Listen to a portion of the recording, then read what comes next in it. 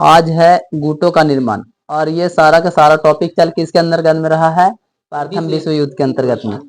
विश्व युद्ध तो हो ही रहा है लेकिन प्रथम विश्व युद्ध के अंतर्गत में ये सब हम लोग पढ़ रहे हैं।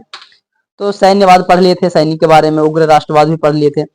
आज है गुटों का निर्माण। गुट का निर्माण मतलब क्या? ग्रुपिंग एक तरह से समझ लो।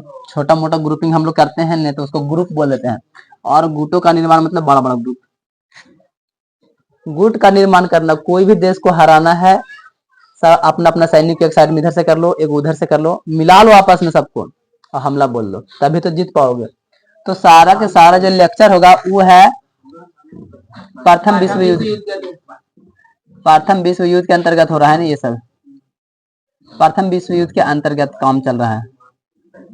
तो ये सब के सब देखो, यहाँ पर कुछ टॉपिक ऐसा नजर नहीं आ रहा है कि क्या हो रहा है, लेकिन सारा का सारा काम प्रथम विश्व युद्ध के अंतर्गत में हो रहा है। कौन कौन कैसा कैसा प्लान कर रहा है, तो गुट का निर्माण किया कौन और किसके विरोध में किया, फिर क्या हुआ उसका रिजल्ट, तो ये सब देखने को मिलेगा। साम्राज्यवादी लिप्सा के शिकार शक्तिशाली देश अपने अपने हितों के अनुसार गुटों का निर्माण करने लगे थे। यानी कि लिप्सा के शिकार शक्तिशाली देश, जो जो व्यक्ति शक्तिशाली था, अपना अपना हित के लिए, अपना अपना सुरक्षा के लिए, अपना अपना अनुरूप गुट का निर्माण कर रहा है। अगर हम नहीं करेंगे तो हो सकता है कि हम पर वो चढ़ाई कर दे, वो जीत जाए, हमको हरा दे। इसलिए सब लोग अपना अपना बचाव के लिए अपना अपना गुट का निर्माण करना शुरू कर दिया, गुटों का निर्माण करने लगे। यूरोप गुटों में बट गया। यहां से याद रखना है कि यूरोप था कि जो गुटों में बट गया, अलग अलग भागों में बट गया और धीरे धीरे सैनिक शिविर का रूप लेते जा रहा था। यह प्रक्रिया 19वीं शताब्दी से ही जारी था, ये याद रखोगे।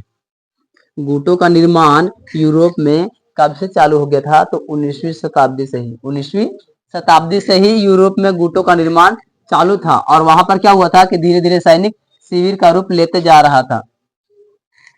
यूरोप में गुटबंदी का जन्मदाता जर्मनी के चांसलर बिस्मार्क को माना जाता है। इसको भी याद रखोगे।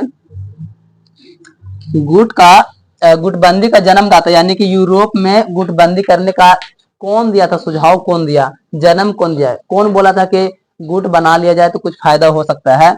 तो जर्मनी के चांसलर थे ना बिस्मार्क। बिस्मार्क के बारे में 10 क्लास में भी देखेंगे और पहले भी एक बार इसमें चर्चा हो गया है। बिस्मार्क के बारे में हुआ ना चर्चा पीछे।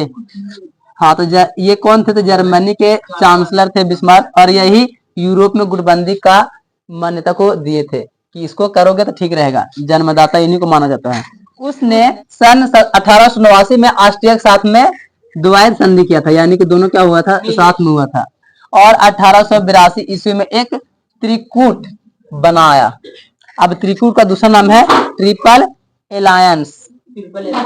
अब देखो, ट्रिपल एलायंस, त्रिकूट का मतलब क्या?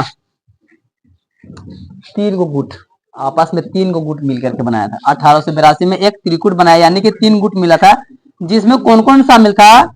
जर्मनी शामिल था, ऑस्ट्रिया शामिल था और इटली शामिल था। ऑस्ट्रिया हंगरी साथ है, तो जर्मनी, ऑस्ट्रिया हंगरी और इटली ये सब शामिल था। ऑब्जेक्टिव में सबसे ज्यादा आएगा। तो त्रिकूट में कौन कौन शामिल है? निम्नलिखित में से कौन है कि जो त्रिकूट है? तो जर्मनी, ऑस्ट्रिया हंगरी और इटली, ये तीनों के तीनों त्रिकूट है, तीनों आपस में मिला हुआ था, शामिल था त्रिकूट में। यह त्रिकूट बिस्मार्क ने फ्रांस के विरुद्ध बनाया था। अब इसको भी याद रखोगे, त्रिकूट बनाया क्यों गया था? फ्रांस के विरुद्ध में, फ्रांस के विरोधी के लिए बनाया गया था कि सब अगर तीनों हम लोग एक साइड हो जाएंगे ना तो फ्रांस का आराम से पलायन कर देंगे, हरा देंगे उसको एकदम। तो उसके बाद में भी कुछ काम करेगा। त्रिकूट के विरोध में फ्रांस, रूस और ब्रिटेन ने 1907 ईस्वी में एक त्रिदेशीय संघ बनाया। अब यहाँ पर त्रिदेशीय मतलब 3 गो देश के साथ में, यहाँ त्रिगुट गुट बनाया था और यहाँ पर त्रिदेशीय बना दिया, यानी कि 3 गो देश के साथ में। ट्रिपल एतौत इसको बोल सकते हैं। यह सामान्य हितों और समझदारी पर आधारित ढीला ढाला गठजोड़ था, यानी कि ये कोई उतना मतलब सफल नहीं रहा, ढीला ढाला था, उसका स्थिति अच्छा नहीं था, उतना ढीला ढाला गठजोड़ था। किसी भी तरीका से तो त्रिदेशीय बना ली लेकिन उतना अच्छा से उच्चारण नहीं पाया था। इन दोनों गुटों की उपस्थिति ने युद्ध की भयावता को तय कर दिया, और यानी कि ये दोनों का जो गुट था न उपस्थित जब हुआ युद्ध में तो भयावता को तय किया, यानी कि भय, एक तरह से भय को तय कर दिया। मतलब कि को उतना, क्योंकि ढीला ढाला है तो जाहिर सी बात है भाई क्या होगा, भय तो उत्पन्न होना ही चाहिए। अगर जो मजबूत रहेगा स्ट्रांग, उसको अंदर कैसा भय, वो डरेगा थोड़ी, वो तो सामना कर लेगा। लेकिन ये क्या किया था, भयावता किया था, यानी कि भय उनको लग रहा था। ठीक है, गुटों का निर्माण में इतना ही रहने दो।